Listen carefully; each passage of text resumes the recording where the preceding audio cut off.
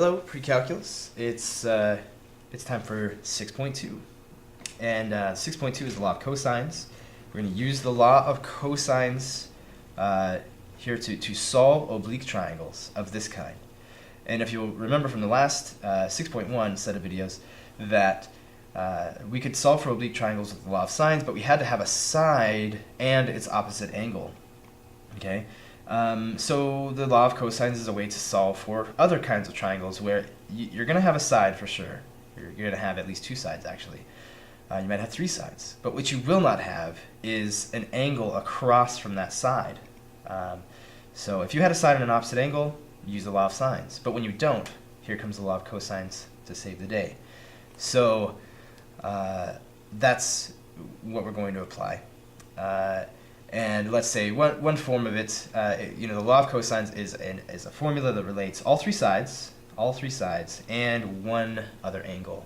So for instance, here's one example. A squared is equal to b squared plus c squared minus 2 times bcb, and c and a are all sides, times the cosine of a. The cosine of the angle that is opposite this side. All right, so it relates to sides A, B, and C, and this angle that's opposite this side right here. That kind of makes it easier to remember if you want to remember it. So there's a law of cosines, and of course you can switch around. This could be b squared equals a squared plus c squared minus 2 times ac times cosine of b, whatever. So then Heron's formula is a way to find the area of oblique triangles that don't fit the kind of setup we had in 6.1. This is basically where we only know all the sides, or if we can find all the sides, we can use Heron's formula. If I had a choice and I had some other way to do it, I would not choose Heron's formula. But Heron's formula is if you have all three sides. If you have three sides, there's only one triangle you can make, so there must be a way from those three sides to calculate the angle, right? So just from those three sides, we're going to add them together, divide it by 2, and then that becomes this number s, and that s is the s that we see in this formula. So we take s and multiply it by basically the difference between s and each of the sides. Okay? So I'd like to go over something about the law of cosines that it's basically a warning. So let's say you've got a triangle like this. It's got 10, let's say this is 3, and this is 6, okay? Let's say this is the angle A, and so we're going to say that 6 squared is equal to 3 squared plus 10 squared minus 2 times 3 times 10 times the cosine of A. Okay? And so we do all of this stuff, and then we solve for A, and we find out A is equal to whatever it's, I'm not going to put a number down, but whatever it is, let's say it's equal to happy face degrees. So this is happy face degrees. Okay? I want you to stay with me here. Now, we have all three sides, we have an angle. Let's use the law of sines. It's a little easier than the law of cosines. The thing that you need to be careful of, this is the warning, watch out. Because if you use the law of sines and you solve for a certain kind of angle, then you may get messed up. And I'll show you in a minute what I mean. But let's say I'm going to solve for this angle right here with the law of sines. Okay, so let's call this angle B. Okay, so the sine of B over 10 is equal to the sine of happy face degrees over 6. All right, and we know what happy face degrees is. We solved for it already using the law of cosines. But what are we going to do now? This is maybe a pitfall that happens with the law of sines being used here. Okay, what's going to happen?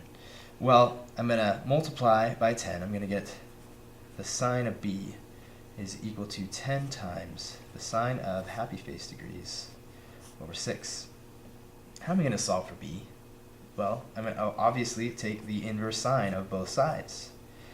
So I'm going to get the inverse sine of all of this, of some number. You know, this is not scary, it's just some number when I do all these calculations. But think about this. And so I'm not going to do any actual calculations, we'll do that in the next video, but think about taking the inverse sine of this number. What's going to happen?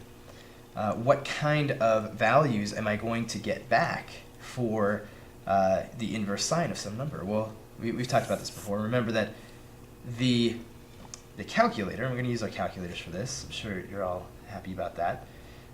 So negative 90 to 90, or negative pi over 2 to pi over 2 are the kinds of angles that the calculator is going to give us. But what's the problem with that? What would be the problem with always getting answers of negative 90 to 90? Well, obviously, we're not going to include negative angles in a triangle. So I'm only going to get answers that are between 0 and 90. What's the problem with that? Well, some triangles have angles that are obtuse, that are bigger than 90 degrees. So, but we can see that, say the calculator gives me back an answer of this angle right here. Right? It says, here's the angle that has a sine of whatever this number is. That's a sine of 10 times sine of happy face degrees over 6. But what if the triangle actually doesn't have an angle that's this small? It's actually bigger. It's this angle that also has a sine of 10 times sine of happy face degrees over 6. It's that obtuse angle. So sometimes if you choose I don't want to say wrong, but strategically the wrong angle, using the law of sines only reports back this angle between 0 and 90, but if in your triangle you have an angle that's bigger than 90, then you run into a problem. So what I'm going to say, what I'm going to prescribe for this problem is always use the law of sines to solve for the smallest of the angles that you have a choice to solve for. Okay? And how do we know that? Well, we can look at the sides. This side 10 is the biggest. It's the hypotenuse of this triangle. So its opposite angle is going to be the biggest angle of the triangle. The biggest angle of the triangle is going to be the one that's obtuse if there's an obtuse angle. Okay, so say you use the law of cosines to solve for this guy, then look at what you have left and solve for the smallest. So the smallest after that is this guy right here, 3. Okay. You could also choose, if you wanted to, you could have solved for this one to begin with, but when you're using the law of sines, the prescription is always solve for the smallest angle that you have to choose from. Okay, so we're going to implement these things in the next video, do some practice problems from the homework.